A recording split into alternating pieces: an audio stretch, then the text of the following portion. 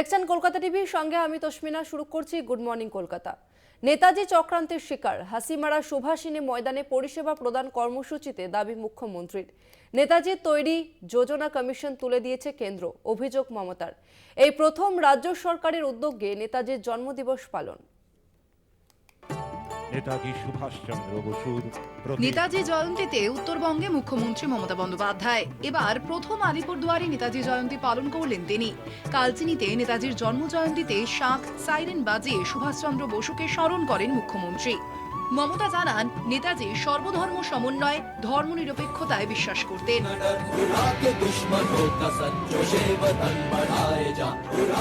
আমরা পশ্চিমবঙ্গ সরকারের পক্ষ থেকে এই প্রথম আমরা প্রতিবার করি। আমি পাহাড়ে আগে করেছি, কলকাতায় প্রতিবারই হয়, সারা বাংলা জুড়ে হয়, কিন্তু তরাই ডুয়ার্সে এই প্রথম আমরা রাজ্য সরকারের যে রাজ্য স্তরের প্রোগ্রাম এখানকার মানুষকে উৎসর্গিত করছি। আর আন্দামান সেলুলার জেলের পর দ্বিতীয় যেখানে আমাদের স্বাধীনতা সংগ্রামীদের রাখা হয়েছিল সেটা হচ্ছে বক্সা। মনে রাখবেন, আলিপুরদুয়ার জেলার বক্সাতে। হাসিমারা সুভাষিনী ময়দানের মঞ্চে মুখ্যমন্ত্রী বললেন, নেতাজি বড় চক্রান্তের শিকার। ওনার জন্মদিন আমরা জানি, কিন্তু আমরা মৃত্যুদিন জানি না। উনি চক্রান্তের বড় শিকার। দুঃখ হয়, কত লড়াই করেছেন দেশের জন্য, অথচ সেই মানুষটার কোথায় হারিয়ে গেল আর খুঁজে পেলাম না আমরা। এরপরেই মুখ্যমন্ত্রী বলেন, নেতাজির তৈরি যোজনা কমিশন তুলে দেওয়া হয়েছে। প্ল্যানিং কমিশন তৈরি করেছিলেন নেতাজি সুভাষচন্দ্র বোস, সেটা এখন তুলে দেওয়া হয়েছে। এদিন ফের আবার শিশুতে কেন্দ্রের বঞ্চনায় মুখ্যমন্ত্রীর নিশানায় ছিল কেন্দ্র। सेंट्रल गवर्नमेंट हमको नहीं दे रहा है, लेकिन हम भीख नहीं मांगते हैं, हम अधिकार का साथ लड़ाई करते हैं, इज्जत का साथ लड़ाई करते हैं। মনে রাখবেন, ইজ্জতের সাথে লড়াই করি, সম্মানের সাথে লড়াই করি, তাই বাংলার বাড়ি আপনারা পাবেন, চিন্তা করবেন না। এদিন চা শ্রমিকদের জমির পাট্টা দেওয়ার পাশাপাশি জয়গাতে কাউকে উচ্ছেদ করা হবে না বলে জানান মমতা বন্দ্যোপাধ্যায়। এখন চা বাগানে पट्टा দিচ্ছি, हम पट्टा दे रहा है, और पट्टा का बाद घर निर्माण करने के लिए और भी चाय बागान मजदूर को हम 1,20,000 रुपया दे रहा है। आपका पट्टा भी मिल जाएगा, घर भी मिल जाएगा। जयगाई गांव में कुछ महिला मेरे को बोल रहा था कि उसको उधर में नोटिस गया है, कोई तोड़फोड़ करने के लिए, कोई डिमोलिशन के लिए। मैंने गंगा शर्मा है जो बोर्ड का चेयरमैन और जिला शासक भी है, एसपी भी है, मैं सीएस को भी बताया, कोई लोगों को उच्छेद करना हमारा काम नहीं है, हम एविक्शन नहीं करेंगे, हम दूसरा रास्ता सोचेंगे। রিমোটের মাধ্যমে 12টি প্রকল্পের উদ্বোধন করেন মুখ্যমন্ত্রী। এছাড়া সরকারি পরিষেবা প্রদান করা হয় উপভোক্তাদের। সভা মঞ্চে উপস্থিত ছিলেন আলিপুরদুয়ারের প্রাক্তন বিজেপি সাংসদ জন বার্লা। কালচিনি থেকে সৌম্যদীপ সেনের রিপোর্ট, কলকাতা টিভি। আলিপুরদুয়ারের প্রশাসনিক সভায় মুখ্যমন্ত্রীর সঙ্গে কথা জন বার্লার। আমন্ত্রণ পেয়ে সভায় যোগ প্রাক্তন বিজেপি সাংসদের। আশীর্বাদ পেলে দিদির সঙ্গে কাজ করব দাবি বার্লার। মুখ্যমন্ত্রীর সঙ্গে বার্লার সাক্ষাতে তুঙ্গে রাজনৈতিক জল্পনা।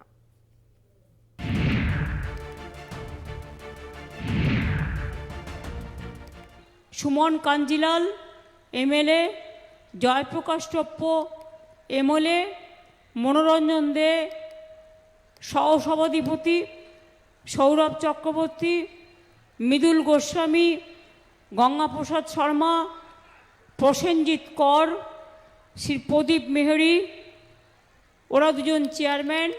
প্রসেনজিৎ কর হচ্ছে আলিপুরদুয়ার মিউনিসিপ্যালিটি, প্রদীপ মৌরি হচ্ছে ফালাকাটা মিউনিসিপ্যালিটি।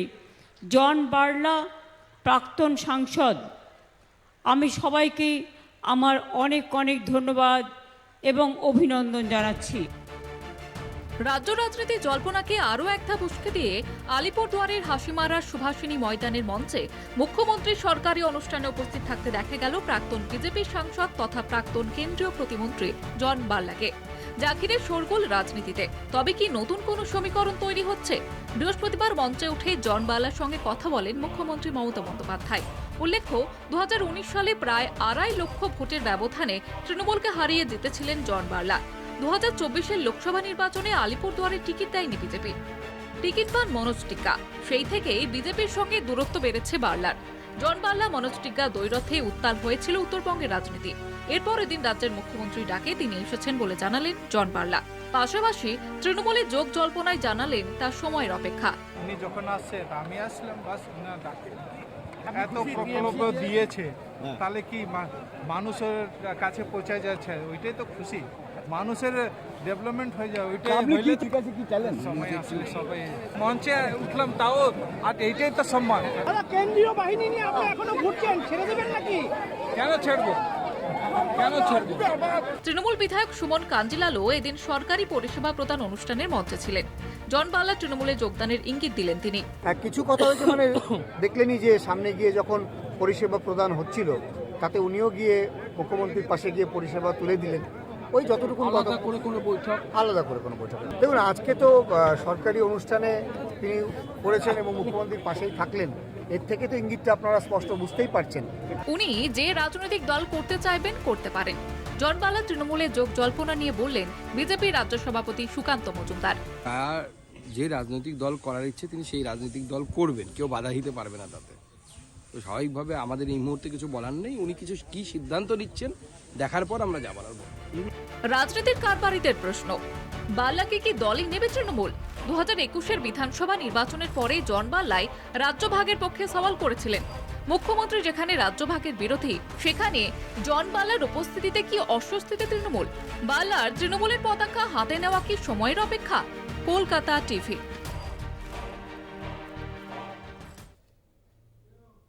ট্যাংরা, বাঘাযতীন, নাগরপাড়ার পর বাগুইআটি জগৎপুরে দেখা গেল সেই আতঙ্কের ছবি। হেলে যাওয়া বাড়ির পাশাপাশি পাশের বাড়ির বাসিন্দারাও দিন কাটাচ্ছেন আতঙ্কে। পরপর 2টি বাড়ি হেলে পড়ার ঘটনায় আতঙ্কিত স্থানীয় বাসিন্দারা। দায় এড়াচ্ছেন বর্তমান কাউন্সিলর। দূর থেকে দেখলে মনে হবে একটা বিল্ডিং আরেকটা বিল্ডিং এর গায়ে হেলান দিয়ে দাঁড়িয়ে। বিধাননগর পুর নিগমে 23 নম্বর ওয়ার্ডের বাগুইআটি জগৎপুর নেতাজি পল্লীতে দেখা গেল সেই ছবি। ক্রমশ হেলে পড়ছে অন্যদিকে 3 নম্বর ওয়ার্ড এলাকায় দক্ষিণ নারায়ণপুরের একটি বাড়িও হেলে পড়েছে। দুই এলাকায় এভাবে বাড়ি হেলে পড়ার ঘটনায় আতঙ্কিত এলাকাবাসী। হয়তো আমাদের গায়ে পড়বে, পড়লে আমরাই আগে, আমাদের আগে যাবে। এটা কি জানিয়েছিলেন কাউন্সিলরকে যে এই বিল্ডিং সবাই জানে, সবাই জেনে শুনে এই কাজ করেছে। এই জমিটা তো বিক্রি হবে না, মানে বলে না দালাল ফালাল আছে, অনেক রকম লোকজন আছে। পুকুরটার উপর ভরাট করে, পুকুরের উপর ভরাট করেছে। এই জমি পুকুর ছিল। ঘটনার কথা জানাজানি হতেই 23 নম্বর ওয়ার্ডের কাউন্সিলর ঝুমকু মণ্ডল বাড়ি দুটি হেলে পড়ার ঘটনা জানিয়ে বিধাননগর পুর নিগমে লিখিত অভিযোগ জানিয়েছেন। তার দাবি, তার আমলে এসব বাড়ি তৈরি হয়নি। এটা তো আমার অজান্ত ছিল, আমি জানতাম না। তো যখন খবর পেয়েছি, আমি আমার জায়গা থেকে আমি সেই পুরোপুরি কর্পোরেশনে চিঠি করা, আমার লোক পাঠানো হয়েছে ওখানে ওরা সব ঠিকানা নিয়ে কর্পোরেশনে চিঠি করছি। ইমিডিয়েট কাজ আমি বলবো কর্পোরেশনকে, মেয়রের কাছে বা আমাদের কমিশনারকে ইমিডিয়েট একটা পদক্ষেপ নিয়ে যাতে কাজটা ঠিক করা যায়। এই দৃশ্য দেখে কটাক্ষ করছে বিরোধীরা। ঘটনায় সরাসরি শাসক দলের উপরে তো বিজেপি নেতা শ্রমিক ভট্টাচার্যের। তিনি বলেন, এটাই তৃণমূলের বাংলা। কিভাবে লুট চলেছে, এ তো যে কোনো দিন কোনো ভূমিকম্প হলে সর্বনাশ হয়ে যাবে। বোর করে নিচের থেকে জল তুলছে, জলস্তর নামছে, বহু ধরনের সমস্যা তৈরি করেছে। টাকা দিলে যেখানে সমস্ত সমস্যার সমাধান হয়ে যায়, 5তলা বাড়ির যেখানে পারমিশন হয় না, কাউন্সিলর নিজে একটা ফ্লোর নিয়ে নিচ্ছে। বিধাননগর কর্পোরেশন থেকে একটা নির্মাণ হচ্ছে, পুকুর বুঝিয়ে অঙ্গনওয়াড়ি স্কুল ভেঙে বিধাননগর কর্পোরেশন বাগুইআটি থানাকে জানিয়েছে যে বেআইনি নির্মাণ। পুলিশ অর্ডার কমপ্লাই করতে পারছে না, তার কারণ হলো কাউন্সিলর। এক একজন কাউন্সিলর কোটি কোটি টাকার মালিক, সব বনে দিয়ে বড় লোক। আর আমরা বনেদি ভিকিরি। নেতাজি পল্লীতে পুকুর বুঝিয়ে কয়েক ছটাক জমির ওপরে গড়ে উঠেছিল দুটি বহুতল, আর সেই কারণেই কয়েক বছরের মধ্যে বাড়ি দুটি একে অপরের দিকে হেলে পড়েছে বলে মনে করা হচ্ছে। বাড়ির মালিক মিঠুন করকে এ বিষয়ে প্রশ্ন করা হলে তিনি মুখ খুলতে চাননি। বাগুইআটি থেকে শাকিল মোস্তাকের রিপোর্ট, কলকাতা টিভি। আইনমন্ত্রীর বাড়িতে হামলা, ঘটনার 24 ঘন্টা কাটতে না কাটতেই বাড়ানো হলো মন্ত্রীর বাসভবনের নিরাপত্তা। নিরাপত্তার দায়িত্বে থাকা 4 জন পুলিশ কর্মীকেই বদল করা হয়েছে। হামলার ঘটনায় অভিযুক্ত বিক্কি কেওড়াকে গ্রেফতার করেছে পুলিশ। বুধবার রাজ্যের আইনমন্ত্রী মলয় ঘটকের বাসভবনে হামলা। সেই সময় বাড়িতে ছিলেন না মন্ত্রী মলয় ঘটক। হামলায় অভিযুক্ত বিক্কি কেওড়াকে গ্রেফতার করেছে আসানসোল দক্ষিণ থানার পুলিশ। অভিযুক্ত বিক্কি কেওড়ার মাথায় গন্ডগোল আছে বলে জানান তার মা মুক্তি কেওড়া। মাথাটা এরকমের ঠিক না, ঘরের সব জিনিসপত্র সব অশান্তি করে, মানে সব কিছু নেই তো আমার ঘরে, মানে সব জিনিস ফেলে দিচ্ছে, ওর মাথাটা একটু ঠিক নেই। মন্ত্রীর বাড়ির নিরাপত্তার দায়িত্বে ছিলেন এক আধিকারিক সহ 4 নিরাপত্তা রক্ষী। 4 নিরাপত্তা রক্ষীকেই সরিয়ে দিল আসানসোল দুর্গাপুর থানার পুলিশ। পুলিশ সূত্রে খবর, মন্ত্রী যখন বাড়িতে থাকবেন তখন তার নিরাপত্তা আরও আঁটোসাঁটো করা হবে। মন্ত্রীর আসানসোলের বাড়িতে হামলার প্রসঙ্গে মন্ত্রী বলেন, রাজনৈতিক চক্রান্ত থাকলেও থাকতে পারে, পুলিশ তদন্ত করছে। কালকে তো আমি ছিলাম না, আমি শুনেছি যে একজন আমার বাড়িতে ভেতরে সামনের রুমে ঢুকেছিল, টেবিলের কাঁচও ভেঙেছে। পুলিশ তদন্ত করছে, পুলিশের ওপর ভরসা আছে, নিশ্চয়ই তদন্ত করে বেরোবে। মলয় ঘটকের আসানসোলের বাড়িতে হামলার পরে প্রশ্ন উঠতে শুরু করেছে, রাজ্যের আইনমন্ত্রীর বাড়ি যেখানে নিরাপদ নয়, সেখানে রাজ্যের সাধারণ মানুষের নিরাপত্তা কোথায়? কলকাতা টিভি। ফের মালদার কালিয়াচকে পুলিশকে লক্ষ্য করে গুলি, ঘটনায় 2 জনকে গ্রেফতার করেছে পুলিশ। জানা গিয়েছে, ভারত বাংলাদেশের সীমান্ত লাগোয়া সাইলাপুর এলাকায় ফেনসিডিল পাচার করতে যাওয়ার সময় পুলিশের মুখোমুখি হয় ধৃতরা। এরপরই পুলিশকে লক্ষ্য করে গুলি চালালে পাল্টা গুলি চালায় পুলিশও। তারপরই কৌশল করে বরুণ মণ্ডল এবং মিঠুন শেখ নামের 2 জনকে গ্রেফতার করে পুলিশ। ধৃতদের মালদা জেলা আদালতে পেশ করে 14 দিনের পুলিশ হেফাজতের আবেদন জানিয়েছে কালিয়াচক থানার পুলিশ।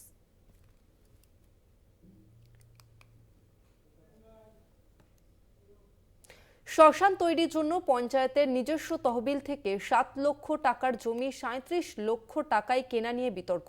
নদিয়া রানাঘাট 1 নম্বর ব্লকে তৃণমূল পরিচালিত পায়রাডাঙ্গা গ্রাম পঞ্চায়েতের ঘটনা। অনিয়মের বিরুদ্ধে সরব পঞ্চায়েতেরই একাংশের তৃণমূল সদস্যরা। ভিত্তিহীন অভিযোগ, দাবি প্রধানের। জমি 37 লক্ষ টাকায় কেনা, পঞ্চায়েতের শিল্প সঞ্চালকের কাছ থেকে কেনা হয়। বিতর্কে পায়রাডাঙ্গা গ্রাম পঞ্চায়েত। 70 শতক জমি চাষের, যার বর্তমান সরকারি দর অনধিক 4 লক্ষ। বাজার মূল্য কোনোভাবে 7 লক্ষের বেশি নয়, অথচ শ্মশান তৈরির জন্য সেই জমি 37 লক্ষ টাকায় কিনে নেওয়ায় দুর্নীতির অভিযোগ। দলেরই প্রধান এবং কংগ্রেসের টিকিটে জয়ী শিল্প সঞ্চালক বিজয়েন্দু বিশ্বাসের বিরুদ্ধে দুর্নীতির অভিযোগ তুলে জেলা প্রশাসনের দ্বারস্থ তৃণমূল সদস্যের একাংশ। বিতর্কিত জমিটি পায়রাডাঙ্গা পঞ্চায়েতের শিবপুর ঘাট সংলগ্ন আউশ চাষযোগ্য রেকর্ডভুক্ত। পঞ্চায়েতের তৃণমূল সদস্যদের একাংশের অভিযোগ, জমি ক্রয় বিক্রয়ের ক্ষেত্রে লক্ষ লক্ষ টাকা তছরূপ হয়েছে। চাইছি জমি কিনছে, ঠিক আছে, সেটা যেন ন্যায্যভাবে হয়। এই যে অধিক দাম, যে জমির দামই নয়, প্রায় 30 লক্ষ টাকা এদিক ওদিক হয়ে যাচ্ছে, যেটা আমরা দেখতে পাচ্ছি, এটা সুরাহা চাইছি। টাকাটা পঞ্চায়েতে আবার ফিরে আসুক, তাই দিয়ে জনগণের কাজ হোক, এটাই আমাদের দাবি। অভিযোগ সম্পূর্ণ ভিত্তিহীন, দাবি পায়রাডাঙ্গা গ্রাম পঞ্চায়েতের প্রধান ফাল্গুনী বিশ্বাসের। এই বলতে ওই ডেভেলপমেন্ট কমিটিতে যারা আছে প্রত্যেকেই জানে, এবং এইটা ধরুন একটা স্টেপ বাই স্টেপ প্রসিডিওর চলে। সুতরাং সবসময় যে সবাইকে সব কিছু জানিয়ে করাটা হয়তো সম্ভব হয় না, কিন্তু কোনো ইন্টেনশনও এরকম থাকে না যে সবাইকে না জানিয়ে করা হয়। ধরুন পরপর কাজগুলো এগোচ্ছে, আজকে এটা প্রয়োজন, কালকে ওটা প্রয়োজন, হয়তো সেই মুহূর্তে সবাইকে জানানো হয় না, কিন্তু তার মানে তো এই নয় সবাইকে না জানিয়ে বিষয়টি হচ্ছে। সবাই সবকিছুই জানে। একদমই অভিযোগটি ভিত্তিহীন। এই ঘটনায় তৃণমূলের গোষ্ঠীদ্বন্দ্বকে দায়ী করছেন কংগ্রেসের পঞ্চায়েত সমিতির সদস্য বিজয়েন্দু বিশ্বাস। খরিদার সম্পত্তি, এখানে তো কোনো দাবি দেয় না, আমার দখলের সম্পত্তি। এবার এরকম আপনি এলাকায় খুঁজলে অনেকেরই অনেক জমি আপনি দেখবেন যে রেকর্ড হয়নি। শাসক দলের অন্তর্দ্বন্দ্বের কারণেই এটা ঘটছে। আর আমি হচ্ছি প্রতিবাদী ছেলে, আমি অন্য দল করি, এটা আমার উপরে একটা প্রেশার বা আমার বদনাম করার জন্য এটা কেউ বা কারা করবার চেষ্টা করছে। গোটা ঘটনা খতিয়ে দেখবেন বলে জানান রানাঘাট ১ নম্বর ভিডিও জয়দেব মণ্ডল।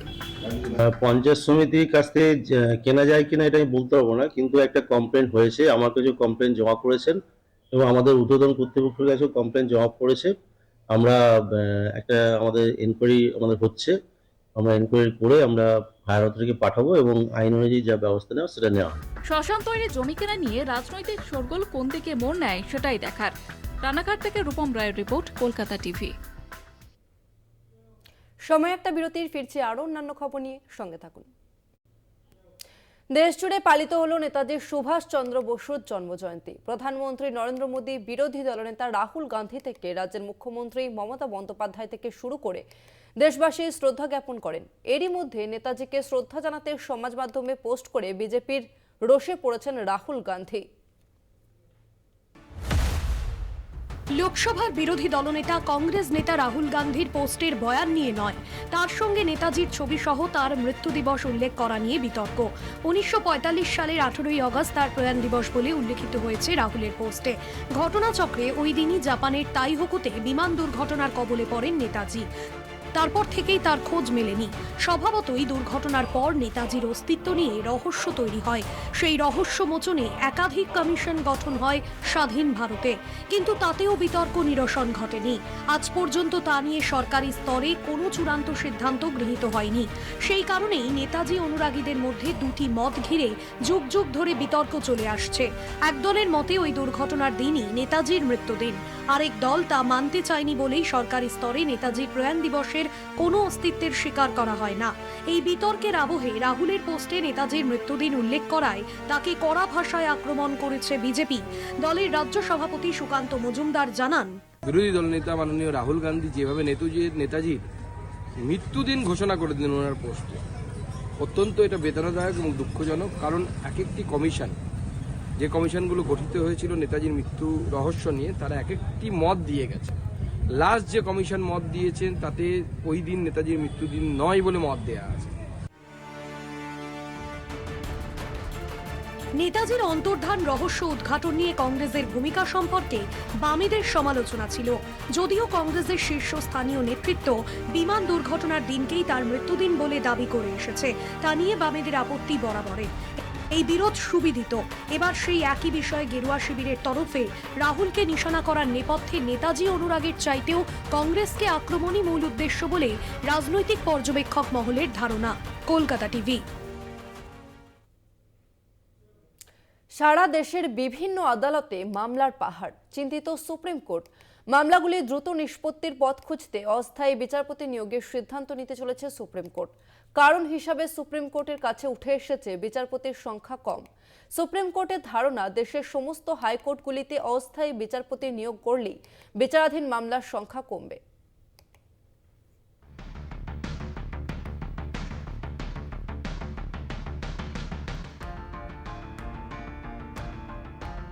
রাজ্যের বিভিন্ন দপ্তরে অস্থায়ী কর্মী নিয়োগ নিয়ে সম্প্রতি বিভিন্ন মামলা চলাকালীন উষ্মা প্রকাশ করেন কলকাতা হাইকোর্টের প্রধান বিচারপতি। তিনি এও মন্তব্য করেন, অস্থায়ী কর্মী দিয়ে দীর্ঘস্থায়ীভাবে কখনো প্রশাসনিক কাজ চালানো সম্ভব নয়। কিন্তু মামলার পাহাড় কমাতে সুপ্রিম কোর্টকেও অস্থায়ী বিচারপতি নিয়োগের সিদ্ধান্ত নিতে হচ্ছে।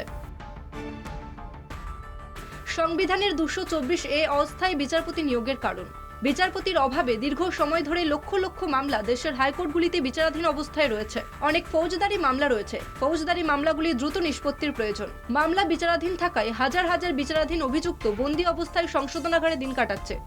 সংশোধনাগারগুলিতে উপচে পড়ছে বন্দীর সংখ্যা। সুপ্রিম কোর্টের তথ্য অনুযায়ী দেশের বিভিন্ন হাইকোর্টে প্রায় 35 বছরের পুরনো মামলাও বিচারাধীন অবস্থায় রয়েছে। সুবিচারের অপেক্ষায় লক্ষ লক্ষ মানুষ।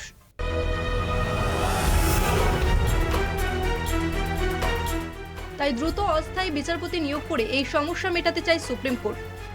এই বিষয় নিয়ে অ্যাটর্নি জেনারেলের মতামত জানতে চেয়েছে supreme court. Kolkata TV. Delhi পুলিশের বিরুদ্ধে কেন্দ্রের শাসক দল বিজেপির হয়ে পক্ষপাতিত্বের অভিযোগে সরব হলেন রাজ্যের মুখ্যমন্ত্রী আম আদমি নেত্রী অতিশী মার্লেনা। আপ কর্মীদের পুলিশে হেনস্থার নির্দিষ্ট অভিযোগ তুলে নির্বাচন কমিশনে নালিশ জানিয়েছেন মুখ্যমন্ত্রী। দিল্লির বিধানসভা নির্বাচনের আবহে পুলিশ বিজেপি আঁতাতের অভিযোগে সরগরম রাজধানীর রাজনীতি। কেন্দ্রশাসিত অঞ্চল দিল্লির আইন শৃঙ্খলা রক্ষার দায়িত্ব কেন্দ্রীয় স্বরাষ্ট্র মন্ত্রকের। দিল্লি বিধানসভার ভোট আগামী 5ই ফেব্রুয়ারি। তার প্রেক্ষিতে পুলিশের ভূমিকা নিয়ে সুনির্দিষ্ট অভিযোগে দিল্লির নির্বাচন আধিকারিককে চিঠি দিয়ে কমিশনের হস্তক্ষেপ চাইলেন মুখ্যমন্ত্রী অতিশী মার্লেনা। আম আদমি পার্টির কর্মীদের বিজেপি নানাভাবে ভয় দেখাচ্ছে, তা নিয়ে থানায় অভিযোগ করলে আপ কর্মীদের তা তুলে নেওয়ার জন্য চাপ দিচ্ছেন পুলিশের পদস্থ আধিকারিকরা।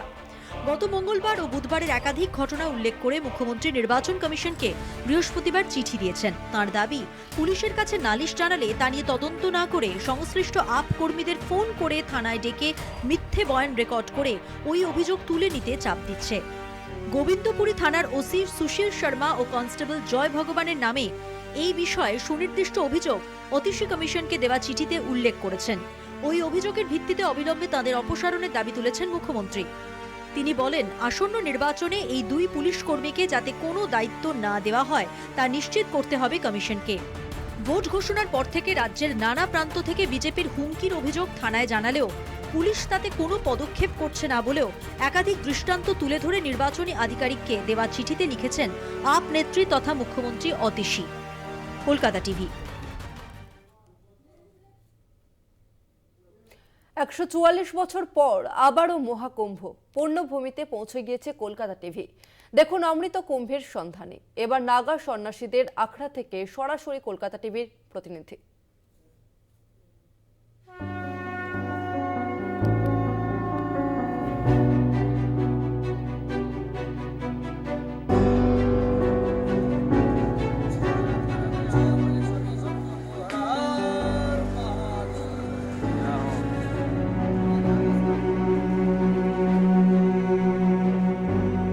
আমরা এখন বিখ্যাত জুনা আখড়ায়।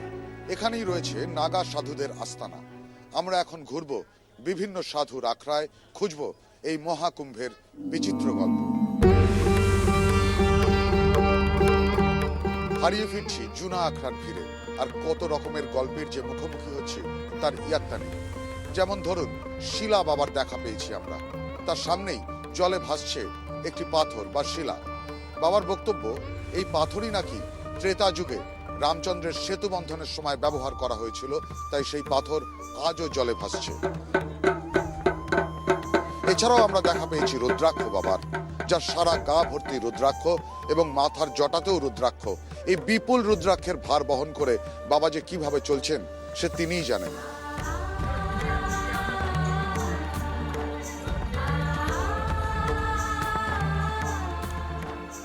শিলা বাবা ও রুদ্রাক্ষ বাবা ছাড়াও আমরা দেখা পেয়েছি জটা বাবার। দীর্ঘ জটা তার, এই জটাই তার সাধনার সম্পদ। এরকম আরো হাজারো গল্প ছড়িয়ে আছে এই মহাকুম্ভের ভিড়ে। দেখাবো সব।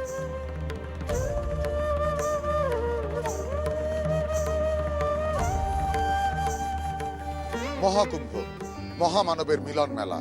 কত না গল্প ছড়িয়ে আছে এই মেলায়, ইয়াত্তা নেই তার। তুলে ধরবো সেসব, খোঁজ চলবে আমাদের।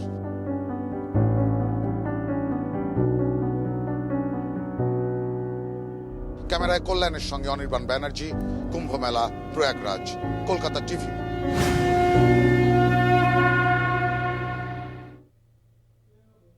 স্ত্রীকে খুন করে প্রেসার কুকারে সেদ্ধ, হাড় গুঁড়ো হামানদিস্তায়। হায়দ্রাবাদের প্রাক্তন সেনাকর্মীর বিরুদ্ধে স্ত্রীকে খুনের অভিযোগ। 18 জানুয়ারি থেকে নিখোঁজ ছিলেন স্ত্রী। অভিযুক্ত প্রাক্তন সেনাকর্মী গুরু মূর্তিকে জিজ্ঞাসাবাদ মিরপেট পুলিশের।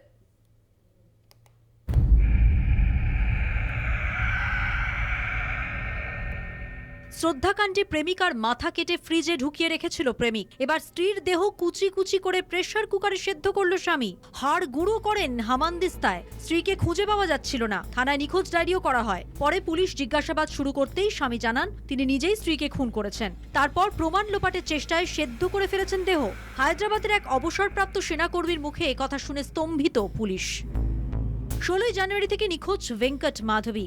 18 জানুয়ারি স্থানীয় থানায় পরিবারের পক্ষ থেকে নিখোঁজ ডায়েরিও করা হয়। ডায়েরিতে বলা হয়, দাম্পত্য কলহের জেরে বাড়ি ছেড়ে চলে গিয়েছেন মহিলা। খোঁজাখুঁজি শুরু করে পুলিশ। তদন্তে তথ্য সংগ্রহের জন্য জিজ্ঞাসাবাদও শুরু হয়। প্রথম থেকেই সন্দেহ ছিল অভিযুক্ত গুরুর ওপর। স্ত্রীর নিখোঁজ হওয়া নিয়ে জিজ্ঞাসা করতেই অপরাধ স্বীকার করে গুরু। পুলিশের হাতে উঠে আসে চাঞ্চল্যকর তথ্য।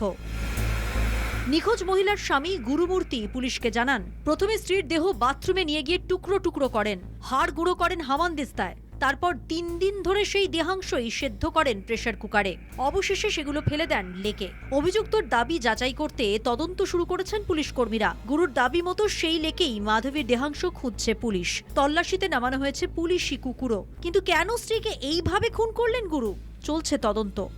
কলকাতা টিভি।